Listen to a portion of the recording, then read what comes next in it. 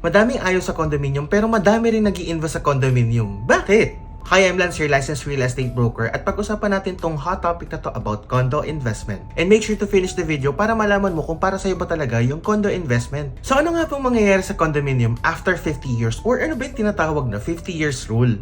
Well, para hindi kayo malito, yung 50 years rule na yon is the lifespan of the condominium corporation. Condo corporation is composing all the members or the unit owners in every condominium towers. At kapag ka nag-expire ang condo corporation after 50 years, all the members will decide kung i-renew pa nila yung condo corporation as long as pwede pang gamitin yung condominium.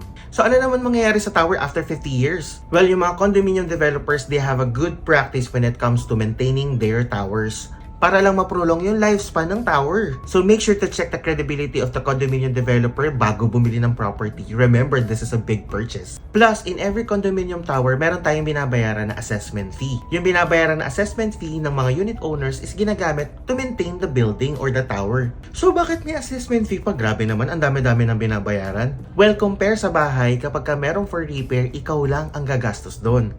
Compare with the condominium towers, ikaw, the unit owners, and all the other members of condo corporation will be liable to maintain the building. So assuming natatagal lang yung condo tower for 50 years, all the unit owners will decide to sell the land property. And all the sales proceeds will be divided and distributed to all the unit owners. O diba, napakinabangan mo na yung condominium for 50 years, may babalik pa sa'yo.